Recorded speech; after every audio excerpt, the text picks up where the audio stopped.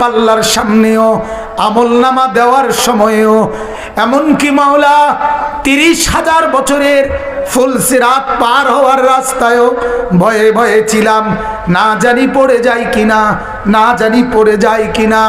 আজ যখন জান্নাতে ঢুকলাম, এখন আমি বুঝে গেলাম খালিদিনা ফিহা আবাদা, এটা আমার চিরস্থায়ী মঞ্জুর হয়ে গেল।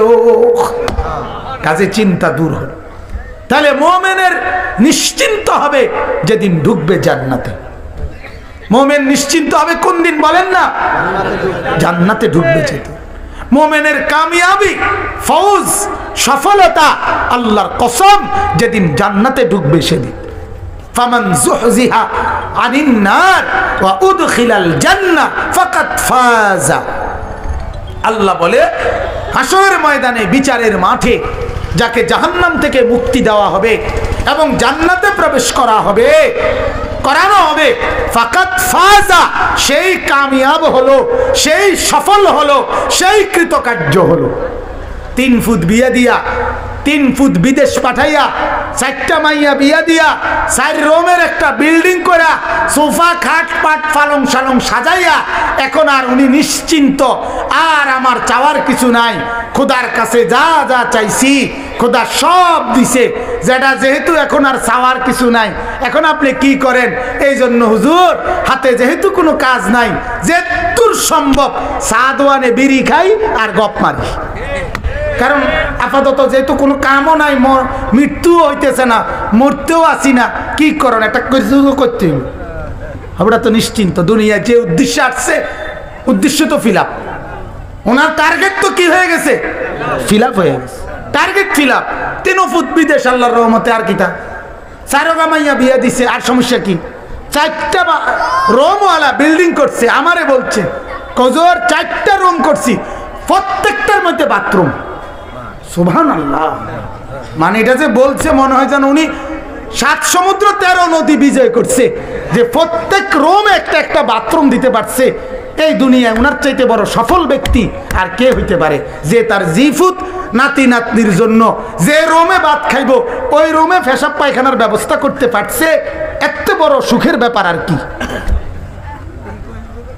এত বড় নিয়ামত আর কি হইতে পারে?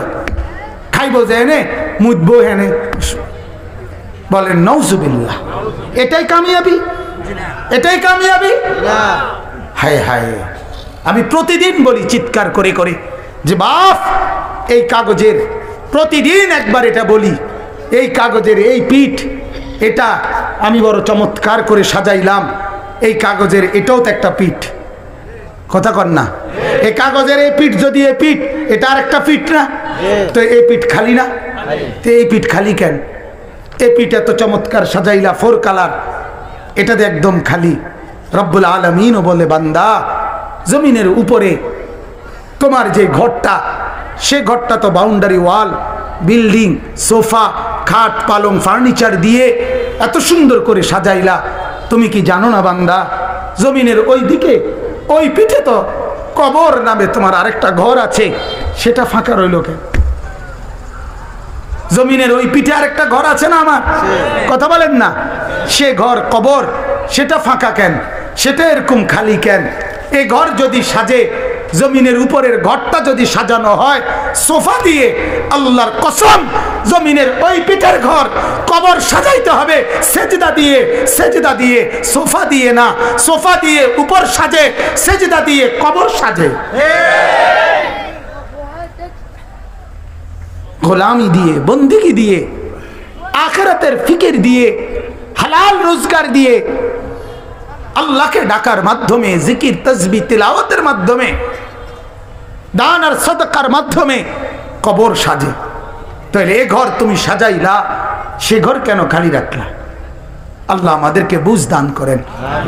তো আমার বাপ, আল্লাহ তাআলা বলেন, নবী বলেন তো এদেরকে, যে আমি আল্লাহ আপনি রাসূলুল্লাহর উপরে যা কিছু নাজিল করেছি, এই যা কিছু মানে অনেক অনেক, এই 23 বছরে যা কিছু আপনার কাছে আমি দিলাম, এটাকেই একমাত্র সঠিক নিজের জন্য।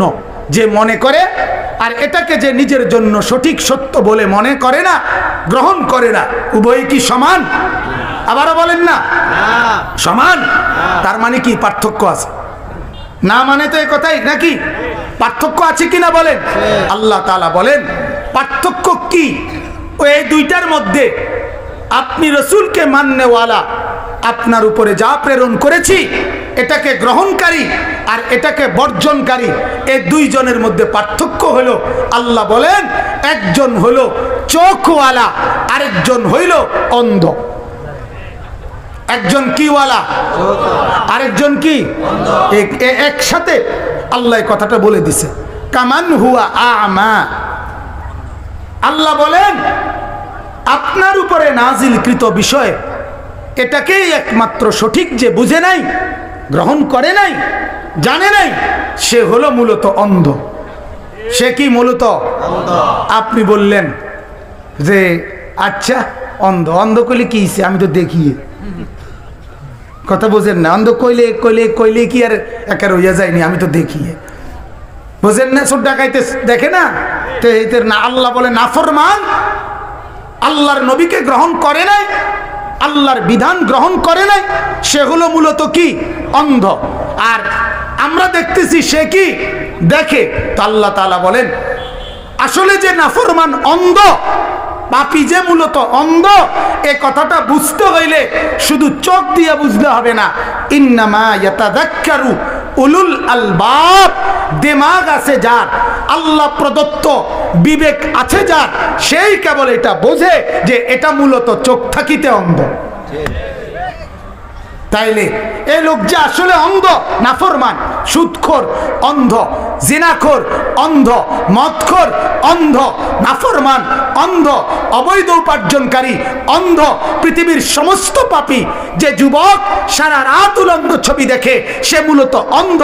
যে মেয়ে বেপর্দা চলে, যে মা বেপর্দা চলে, ওই বেহায়া নারী, সেটা মূলত অন্ধ। আল্লাহ বলে আসলে যে সে অন্ধ এটা বুঝতে পারে সে আমি আল্লাহ প্রদত্ত দিমাগ যার আছে। কি আছে? দিমাগ, আকল, উলুল আলবাব, সে বিবেকবান। আর আল্লাহ বলেন আমি আল্লাহ প্রদত্ত বিবেক আছে কার? বিবেক কার আছে? আল্লাহর দেওয়া বিবেক, আল্লাহ প্রদত্ত বিবেক কার আছে? আল্লাহ তাআলা বলেন আল্লাযীনা ইউফুনা বিআহদিল্লাহ। এক নাম্বার, আমার সাথে করা অঙ্গীকার যে ঠিকমতো পালন করে, বিবেক আছে তার। আল্লাহর সাথে আমাদের অঙ্গীকার কি? রূহের জগতে তাফসীর আছে, আমরা আল্লাহর সাথে কোরআনে অঙ্গীকার আছে, আমরা আল্লাহর সাথে অঙ্গীকার করছিলাম। রূহের জগতে থাকতেই আল্লাহ বলছিল আলাস্তু বিরাব্বিকুম, আমি কি তোমাদের রব? আমি রব নই? আমি একমাত্র? আমরা সবাই বলছিলাম বালা, হ্যাঁ আপনিই আমার রব, আপনাকেই আমি মানব। আল্লাহ বলেন এই যে আমার সাথে ওয়াদা করে দুনিয়াতে আসলা, এটা যে মনে রাখে নিজের জীবনে আমাকেই রব ভাবে, সে আমার সাথে অঙ্গীকার ঠিক রাখে, এই ব্যক্তির মূলত বিবেক আছে। বাকিগুলো বিবেকহীন। তো বিবেকহীন যার দিমাগে নাই, সে চোখ আছে না নাই এটা বুঝবে কিভাবে? কথা বোঝেন নাই? পাগল বুঝবে কেমনে বাকি মানুষগুলো যে সুস্থ?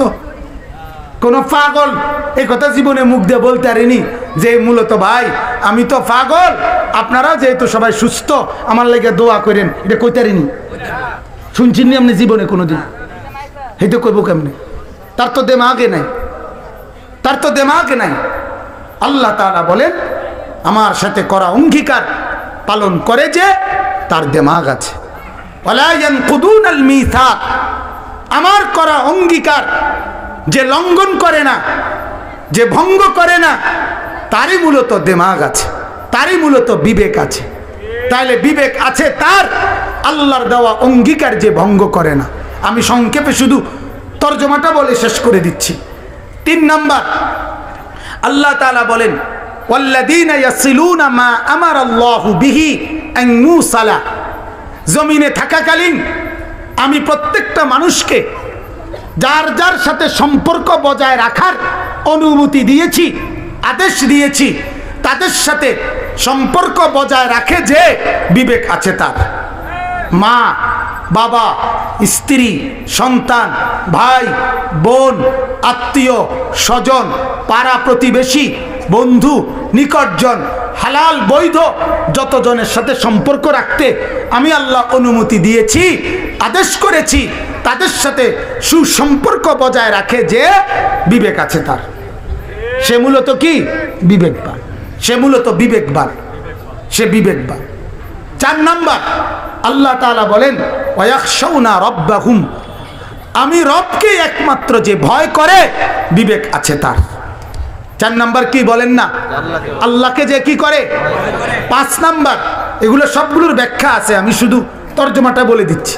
ওয়ায়াখাফুনা সুআল হিসাব, 5 নাম্বার আল্লাহ তাআলা বলেন কিয়ামতের দিন হাসরের ময়দানে হিসাব কঠিন হবে, হিসাবের এই ভয়, হিসাবের মন্দনী হইয়া যায়, হিসাবে নিধরা খাইয়া যায়, এই ভয় সারাক্ষণ যার কলিজার মধ্যে ভীত থাকে বিবেক আছে তার।